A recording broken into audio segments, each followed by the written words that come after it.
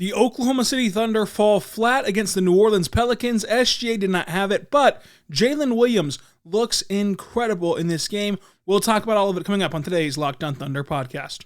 You are Locked On Thunder, your daily Oklahoma City Thunder podcast. Part of the Locked On Podcast Network, your team every day.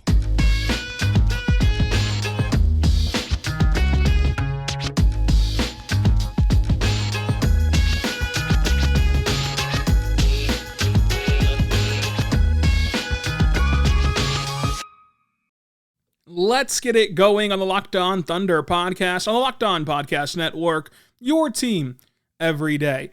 I am your host, media member, and editor-in-chief over at thunderousintentions.com, Rylan Stiles. You can follow me on Twitter at Rylan_Stiles. Follow the show on Twitter at LOThunderPod. Email the show, LOThunderPod@gmail.com. On today's show, brought to you by FanDuel, we'll be diving into the Oklahoma City Thunder coming out flat against the short-handed Pelicans, and the Thunder nearly pulling off a 20-point comeback, and they saw Jalen Williams look like the best player on the floor for OKC. Brandon Ingram was incredible, and their backcourt, though, did struggle in this loss. This episode is brought to you by FanDuel Sportsbook, the official sportsbook of Locked On. Make every moment more by visiting FanDuel.com/LockedOnNBA. Locked On today to get started. That's FanDuel.com/LockedOn. So let's start with our game overview. Chet Holmgren out due to his foot injury. Poku out with his leg injury. Eugene Omoruyi got an ankle sprain in practice, so he was out as well. And then Ousmane Dieng, Olivier Sarr were both in the G League. Trey Mann played in the G League in the afternoon, so he did not play. And then Dario Saric is still learning the team, so he did not play either. For the Pelicans, they did not have Zion, they did not have CJ McCollum, and they did not have Dyson Daniels. And yet they still at one point took a 20-point lead and then eventually did hold on to win this game. The Thunder starters were SGA, Josh Giddey, Lu Dort, Jalen Williams, and Jalen Williams. But this game really gets boiled down to SGA not having it. Well, he still played good. He just did not have it. And in this game, Herb Jones did as good of a job as you can in defending SGA. And the refs let the Pelicans get more physical, get more aggressive with SGA than they typically do, which is fine. Like, that's not the reason the Thunder lost, but it does change the play style. So whenever a team is allowed to be more physical with SGA, and Mark pointed out before the game that the Pelicans are always a physical team, whenever you are allowed to be physical with SGA, and then SGA just so happens to not have a night where he's hitting insanely difficult shots, it makes the game look worse than it would have been whenever you only get 9 free throw attempts. So with only 9 free throw attempts, with 6 turnovers, including at the end of the game, you turn the ball over whenever you're trying to make a really good kick out, but you just slip, fell, turn the ball over. Still, SGA scored 24 points, but it was on 38% shooting from the floor. He was 0 for 2 from 3, 8 for 9 from the line, 10 rebounds, 7 of them were on the defensive end. Really impressive for him on the glass. 5 assists, a steal, 4 fouls. He was still a +9 in his minutes, and he scored the first 8 points for OKC in this game. The thing is, SGA was good, but he wasn't otherworldly. And albeit unfair to him, the Thunder need him to be otherworldly more times than not to win basketball games. And that's just the reality that this team finds themselves in, especially whenever Brandon Ingram scores 34 points on 58% shooting. And funny enough, Brandon Ingram was a -11 in this game. But the Thunder, despite their faults, despite getting down 20 points, despite the 9-0 Pelicans run to start the second quarter, they were only down 3 with 3 seconds left. And they could have tied the game, went to overtime on an out-of-bounds play, but it was very tough to hit that shot. And for as bad as their second unit was without SGA on the floor, the Thunder were down 3 at the end of the third quarter. SGA, of course, starts on the bench, comes back at his normal rotation time. He came back from being down 3 and now down 5, so he only lost 2 points worth of ground for as a monster start to that quarter as the Pelicans had. But sometimes it's just not your night. And this is not an indictment on Shai. It's not an indictment on this team. Like, you do not have to act like the sky is falling. You don't have to change your opinion on how this team's season will go game to game. The Pelicans are a really good team that's dealt with a lot of injuries, so their record does not look as good as it should be. And Brandon Ingram had an incredible game. Incredible game for Brandon Ingram. They were able to be more physical with SGA. And so depending on how a game is called, whenever you can't hit tough shots and then you're also not getting to the line, you can't put up the numbers that Shai usually does. And sometimes you just don't have it. And that's both the case for Shai's shooting night, but also the energy of this whole team. They eventually settled in. They eventually got around to playing with energy. But for the majority of this game, this team was sleepwalking or wasn't giving their normal effort, which is surprising given that, had they won this game, they'd be tied for the 8th seed in the standings, and they only have 2 more games before the All-Star break. They're going to have to respond very well to this loss, and that's what you're most looking forward to tomorrow against the Rockets, like seeing how this team reacts to getting punched in the mouth and only having 1 game standing between them and the All-Star break, where they're going to get to go back home, see their families, and kind of relax for a little bit. And for SGA, for J-Dub, for Giddey, get to go experience something really cool. For SGA, first-time All-Star. For the other 2 rising stars, it'll be really awesome for them as well. And I think that Mark pointed it out perfectly at the post-game presser that this team has to adapt now to playing on the other side of things. You're getting other teams' best punches. You're getting teams ready to play you night in and night out. How do you react to being on that side of it versus being on the side of being overlooked and being on the side of, nobody's expecting us to play well. They're just trying to roll the ball out there and play. And he said that last week they did a good job of it. Obviously, they got 2 massive wins against the Lakers and the Trailblazers. Tonight, not so good of a job of it. They were not ready to play. They were the team that was unready to play in this game that was kind of pivotal for the standings. Now, the Thunder are still in a win-win situation. The playoffs would be great. It of course, is house money either way. But the Thunder, for their play in pursuit, they do need to take care of business against the Rockets on Wednesday, a team that's given them some trouble over these last couple of seasons, and a team that they just blew out recently, a weekend ago. So we'll see how it all shakes out in the grand scheme of things. But again, SGA still played fine, but just was not otherworldly. And you need him to be otherworldly whenever these other guys do not have their A game either. Like Lu Dort didn't have his A game. Josh Giddey didn't have his A game. The only player that had their A game really was Isaiah Joe and was Jalen Williams out of Santa Clara. And, J. Will and Kenny played well as all things considered, but they weren't spectacular. And so whenever that happens, you need your star to be otherworldly, and he can't be otherworldly every single night. He can be otherworldly more often than not, which he has been this season. He's been otherworldly for the majority of the games he's played in. But tonight, it was just a good game, which is just not good enough for such a young team. We'll talk Josh Giddey. We'll talk Lu Dort. We'll talk J-Dub, who is spectacular, all coming up. But first, I want to tell you right now, our good friends over at FanDuel, go right now to FanDuel.com/LockedOn. That's FanDuel.com/LockedOn, because it's the midway point of the NBA season, and now is the perfect time to download FanDuel, America's #1 sportsbook, because new customers can go and get a no-sweat first bet up to $1,000. That's bonus bets back if your first bet does not win by just downloading the FanDuel Sportsbook app. It's safe, secure, super easy to use. Then you can bet on everything from the money line to point spreads and everything else that you dream of, including who will score the most points, who will hit the most threes. It is so awesome, and you can do this nightly with NBA action. So go right now to FanDuel.com/LockedOn. Then from there, you can bet on NBA action like the Celtics and Bucks game. The Celtics are plus 2.5 in this one. You can bet on the Kings and Suns. The Suns are minus 2.5, and there's even a line out there for the Rockets game on Wednesday already. In that game, the Thunder are 9.5-point favorites in the Paycom Center. So go check it out today at FanDuel.com/LockedOn. That's FanDuel.com/LockedOn. Make every moment more with FanDuel, the official sports betting partner of the NBA, and Locked On.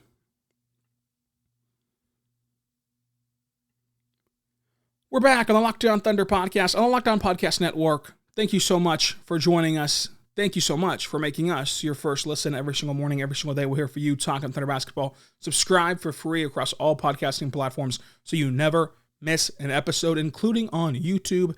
We're here 5 days a week after every Thunder game, so make sure you check us out.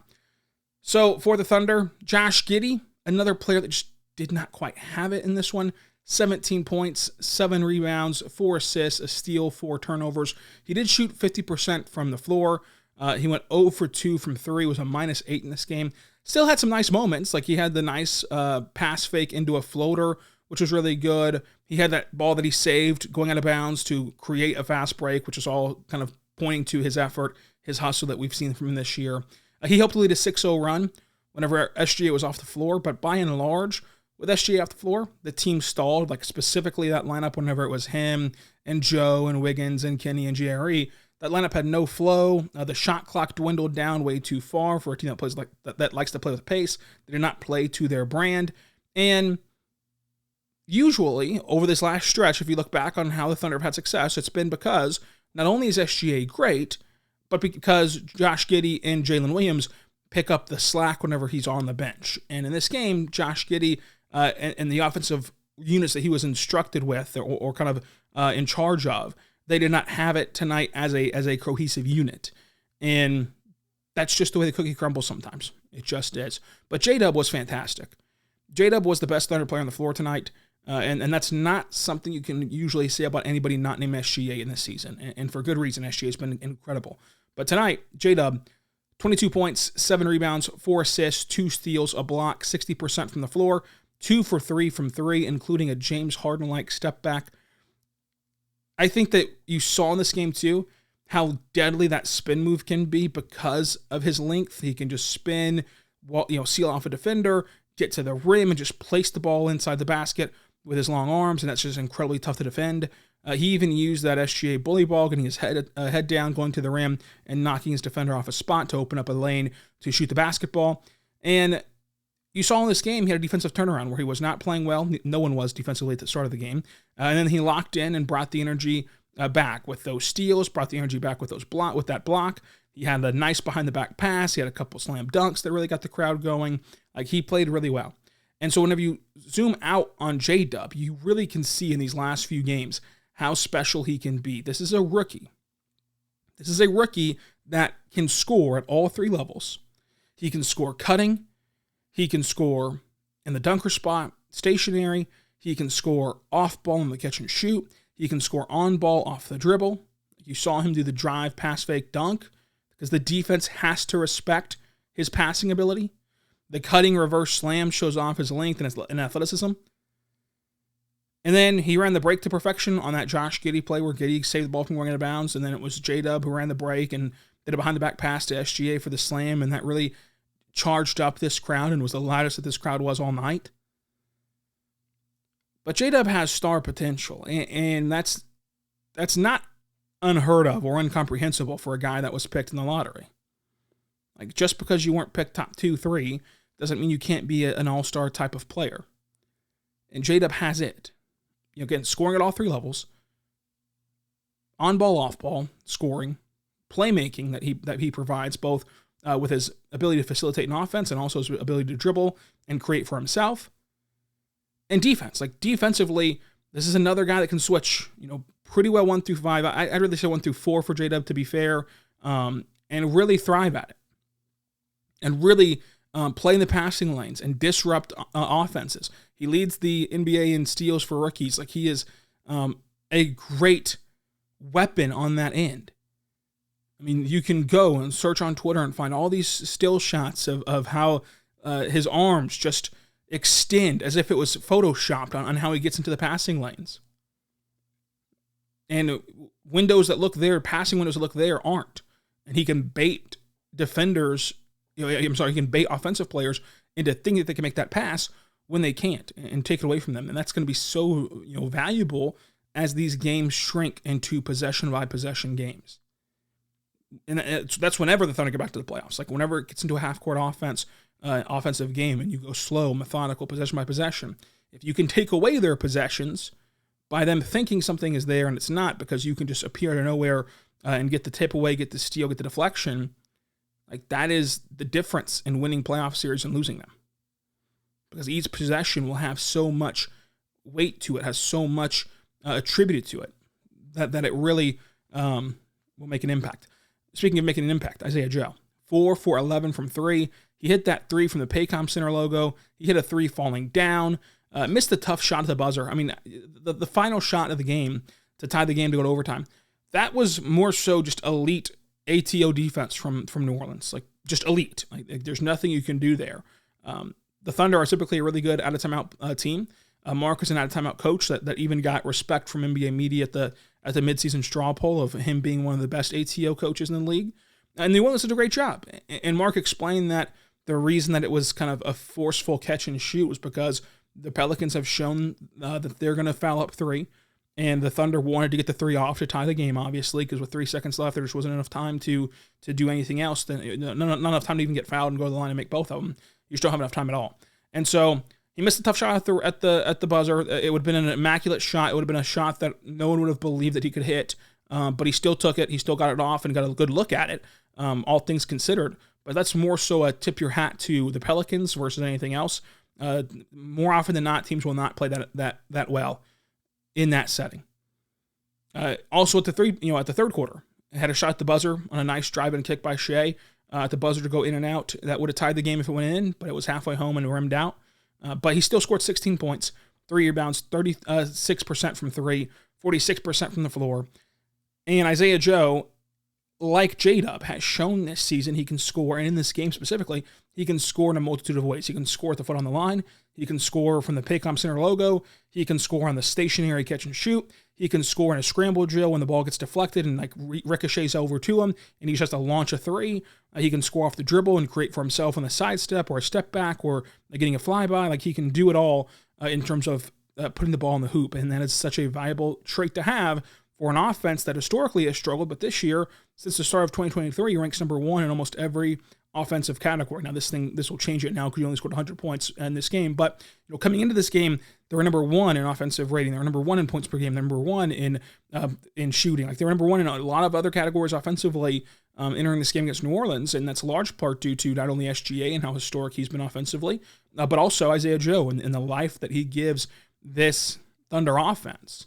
And when you can hit shots from the Paycom Center logo, that adds not only an element for the Thunder to get off threes and space for Joe to hit, but space for others. If you're going to have to pay attention to Isaiah Joe, who is shooting 45% from three, leads the NBA in three-point percentage, if you're going to have to pay attention to him at the logo, well, that's one less body that you can pack the paint with. That's one less body you can put in the mid-range to stop SGA. That's one less guy that can help on SGA driving. And if you do help on SGA driving, well, Isaiah Joe is so far out that whenever SGA makes the drive and kick out to Joe, you don't have a shot to recover. You don't have a shot to go close out. Even if you're trying with all your might and giving a hard closeout, you don't have a shot because he's able to hit from such a great distance. That's expanding the floor. That's expanding the defense. It's putting more pressure on the defense to where you're just helpless at that point if you're defending the Thunder offense. And so the more players like Joe, and again, you're not going to find 45% three-point shooters, but the more guys that you feel comfortable can shoot at a 37 to 40% clip, the better that this team will be for the long haul. And I think that we've also seen from Isaiah Joe that while he will not be a point of attack defender and he will not be a great defender in isolation, he is also, I don't think, going to be a turnstile in the playoffs. Now, we're going to have to just sit back and see if that's true, but my opinion would be that he's shown a lot of ability to play bigger than he is and to stick on the hip of his assignment to where you can't play him off the floor. You can't just hunt him down and get Mark to take him out, and then you lose your floor spacing, you lose your biggest threat from three-point line, and you lose your ability to score from the perimeter. I think he can play solid enough defense to stay on the floor in the playoffs, and that's the biggest kicker of them all. Because if he could shoot 45% from three in the regular season, but then just could never play a possession in the postseason, it'd be all for naught. But I truly believe that he'll be able to play in the postseason. Now, again, will that be this year or next year or the year after that? I don't know when it will be, but when that time comes, I really do think that Isaiah Joe can be there for the postseason and play minutes in the postseason without being just manipulated off the floor by the opposing team, by the opposing coaching staff, and by the high pick and roll that everyone runs in the playoffs. So that's my thoughts on Isaiah Joe. Let's talk Lu Dort, who just did not have it offensively. Let's talk the Williams that we haven't talked about yet, Jay Will and Kenny Hustle. And then plus, Jeremiah Robinson-Earl made his return to the floor. We'll dive into all of that coming up. But first, I want to say right now, my good friends over at LinkedIn, make sure you check out today, linkedin.com/LockedOnNBA. That's linkedin.com/LockedOnNBA to post your job for free. Go over there right now because as a small business owner or a hiring manager, you know that success in 2023 all depends on the team members that you surround yourself with. That's why you have to check out LinkedIn Jobs. With LinkedIn Jobs, you can hire qualified candidates more effectively by matching open roles with people who have the skills, the values, the experience to help you achieve your goals. LinkedIn Jobs helps you quickly attract qualified candidates to your open job roles with targeting tools that go beyond resume data, that provide insightful kind of matching skills with your job post, with your company, and with the members that are on the platform, which is millions and millions of members out there, to find the most qualified candidates and identify them fast. And also, you can do everything on one platform. So like you can do the screening, you can do the rating of applicants, everything on one platform. That's why small businesses rank LinkedIn Jobs number 1 in delivering qualified candidates versus leading competitors. Check it out today. That's LinkedIn Jobs. They help you find the qualified candidates you want to talk to faster. Post your job for free. LinkedIn.com/LockedOnNBA. That's LinkedIn.com/LockedOnNBA to post your job for free. Terms and conditions do apply. We're back on the Locked On Thunder podcast, on the Locked On Podcast Network. Your team every day. Thank you so much for making Locked On Thunder your first listen every single morning, every single day. We're here for you, talking Thunder basketball. For your next listen, go check out the Game to Game podcast. It's a recap show of everything that happened the night before the NBA in 15 minutes or less. Check it out today by subscribing to the Locked On NBA YouTube feed or podcasting feed. So Lu Dort didn't have it offensively, but I find that the Thunder fan base right now is living and dying with every single game as if it's like a football season. And that's largely due to the nature of the standings, how like you go from, had you won that game to being the 8th seed to now having lost that game, a game and a half out of the play-in altogether. And that's kind of causing everyone to be reactionary. So like today, you're going to see on Twitter just everything about draft coverage, like everything about draft prospects, about who they should go into the lottery for. They win Wednesday, they get back at the 10th seed, then the whole All-Star break will be about playoff matchups. Can they steal a game in the postseason? What's the play-in tournament look like? They lose that Jazz game out of the chute in the All-Star break, and we right back to the draft stuff. So like we're riding this roller coaster of up and down this season. And I think that we're also losing sight of kind of what's happening within the season. And a good example of that is Lu Dort. Like he shot 40% from 3 since December, but he went 0 for 4 from 3 tonight, and all of a sudden we're acting as though he's been a terrible three-point shooter all season long. He's been a disastrous, streaky shooter. Like since December to this point is quite the sample size. Now he missed a few games recently here with a hamstring injury, but like in general, since December, shooting 40% from 3 is really good, and it does not get wiped away by 0 for 4 in this game against New Orleans. He had one possession where he missed a wide open 3, and so did Josh Giddey that missed a wide open 3 in the fourth quarter. And when the Thunder lose by 3, those possessions sting more. He went 1 for 7 from shooting, just from the floor in general. 4 for 6 at the free throw line. 3 rebounds, an assist, a steal, 6 points. His only bucket from the floor was a mid-range step back, which I thought was funny. And here we go again with the plus minus in a 1-game sample size. Like Brandon Ingram was a negative, and in this game, Lu Dort was a plus 13.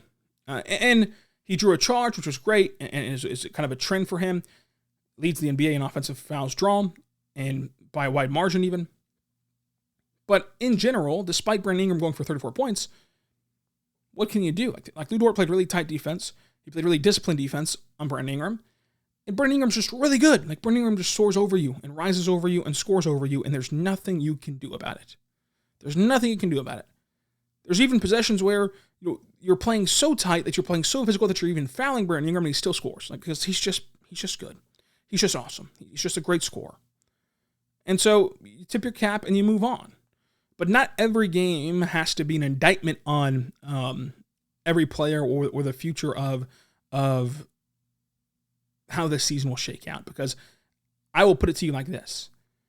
I really believe that if you took some time at the All-Star break to take the names off of these organizations, or even just shuffle them around, right? So put the Lakers' name on the Thunder's resume, and the Thunder's name on the Lakers' resume, and put the Jazz name on the New Orleans resume, and put the New Orleans resume on the Jazz resume.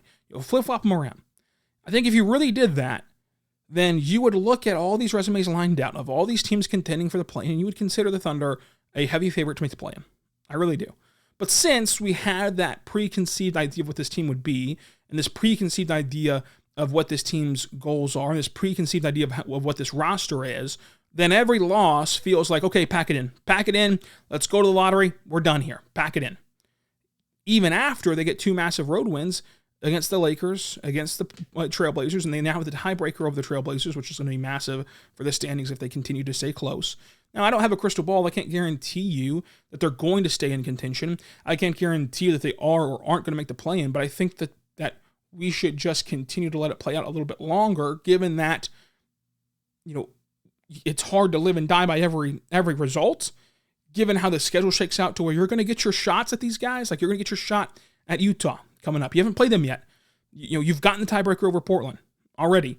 You've gotten the game against the Lakers. You got a couple more matchups with them coming up. I'm like, can you do it again? And then get the tiebreaker over them. Like, you're going to have it all play out for you. And to this point, who's been the most impressive team that's contending for that play-in? The Thunder have. And I think that since we're so emotionally attached to it, both looking at big picture-wise of like the draft, looking at what we thought would happen, and so we don't want to be wrong, looking at all these other aspects, since we're so emotionally invested in it, we just want to react to every single game and go totally extremes. I think that we should take some of that away, especially whenever you're looking at individual performances like Lu Dort. Like the 0 for 4 from 3 should not make you panic at all about Lu Dort. Because, against Portland, everyone had a party in the streets about how good he was off the bench and how awesome he was and how great it was to have him back and how much he was missed. When they give up 50,000 points to the Warriors, everyone's saying, oh, it's because Lu Dort didn't play. But he goes over 0 for 4 from 3, and then it's just like, well, he's streaky, he's terrible, like he can't play. It's not that reactionary at the NBA level. Jay Will played good. He drew 3 offensive fouls in this game, only played 15 minutes, didn't score, but had 2 assists, had a rebound, had that beautiful flyby 3 because the defenses are respecting his three-point shot a little bit more. Drives in off that flyby and then dishes it off to Giddey, and Giddey made the finish. And of those 3 offensive fouls drawn, one of them picked up Jonas's 4th foul, which is a center that the Pelicans have that just was dominating this game. And so to get his 4th foul on him, and then remember a couple weekends ago, getting the 4th and 5th foul on Şengün against the Rockets, like that takes away an element of these teams that is one of their calling card advantages against the Thunder's interior defense. And so Jay Will has a nice weapon about him to be able to draw these charges, to be able to wall up at the rim and stand his ground and play really well. Kenny Hustle was great, 9 points, 8 rebounds, 3 assists, a steal, a block, 57% from the floor, 1 for 1 from 3. Wiggins played really good defense. Jeremiah Robinson-Earl returned, went 0 for 5, 0 for 4 from 3, 3 rebounds, 2 steals, 18 minutes was a minus 11. Little to no resistance down low, but I think that it's just about getting caught up to NBA speed from him. He looked really good in the G League, moved really well in the G League, scored really well in the G League, but there's just another gear that it gets hit, obviously, when you play in the NBA. So let's give him some more time to kind of work into NBA speed. These next couple of games, the All-Star break will be huge, and then you move forward. But in this game, you had Brandon Ingram go for 34 points, and then whenever he goes to the bench the first time, New Orleans goes on a 14-0 run. The Pelicans eventually go on a 20-4 run. They got up by 20 points. The Thunder never led. This game was never tied after tip-off. B.I. had all the answers, and the Pelicans, despite the Thunder comeback, always kept the Thunder at arm's length. They rarely got within 5. And when they did, the Pelicans answered. And then, of course, the Pelicans did let them get that shot off down 3 at the buzzer. Like, in general, this comeback was kind of a steady, like, okay, you threw your punch, you're down by 5, but now we're going to extend the lead again. Now it's back up to 9. Now it's back up to 7. And they got to continue to come make your push. Despite what it felt like in the moment, the Thunder won the rebounding battle 54-38. The Thunder also won points in the paint 50-48 as well. They won second chance points 15-4. And the Thunder won fast break points 19-8 as well.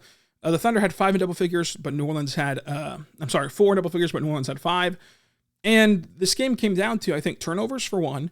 The Thunder had an uncharacteristic 16 turnovers, while the Pelicans had 18. And the Pelicans, just like the Thunder, are a great team at forcing turnovers. But the Thunder, if they would have protected the ball a bit more, which is really hard to do against New Orleans, and then turn the New Orleans Pelicans over, they would, of course, had a much better shot to win. And then shooting. Like the Thunder shot 42% from the floor, they shot 27% from 3 and 83% at the line, whereas New Orleans shot better than you in all categories. 52% at the floor, plus 10. They shot 30% from 3. They shot 89% from the free throw line. And that's just how games are won. The Thunder lose 103-100. One other keynote that you might want to make from this game is that we saw another aspect of Mark's philosophies play out and play very well for him. He's talked before about how the reason that he goes for the quick two is it's hard to inbound the ball in those situations. Whenever you're reeling a little bit and you go for the quick two to extend the game, and now you've got to inbound the ball. And specifically in this scenario where the Thunder go for the quick two down 5 instead of going for 3, the Pelicans have no timeouts left. So they can't get the ball inbounded. They can't call a timeout. And then it's a 5-second call. And now Thunder have the ball down by 3 seconds with Isaiah Joe on the floor. You'll take that every time. Whereas if you hunt that 3, right, you hunt that 3 and it doesn't go in, the game's over. Even if it does go in, they get the ball in, you got to foul them, you got to hope that they miss one. Like, it's just, you'd rather just go for the quick two, keep the game going in the flow. You know you're going to make it more often than not if you can get a good look. The clock's going to stop quicker. It's just all so much better to go for that quick two. I like it. I used to not be a fan of it. I kind of like the way that Mark's explained it to elongate the game, and you saw it work to perfection against New Orleans. It does not hurt either. The MVP of this game was J-Dub. So coming up, loaded show. Wednesday, Mavs draft joins the show. Thursday, recap the Rockets game. Friday, what to watch for at All-Star Weekend. Monday, a mailbag podcast. Tuesday, grading the roster at the All-Star break. Wednesday, I'm going to do a whole podcast just about my time at Salt Lake City. Throughout the weekend, you're going to get special content over on YouTube. Might even record some podcasts with some people there in Salt Lake City. I don't know. But I just want to make sure I bank up some of these episodes for you. That way you have something to listen to on Friday, Monday, and Tuesday. So those will be recorded here in the next couple of days before I leave for Salt Lake City. But there will be special content on YouTube Shorts, on YouTube just short videos in general. So subscribe to the Locked On Thunder YouTube page, wherever you get your podcasts from. And until tomorrow, be good and be good to one another.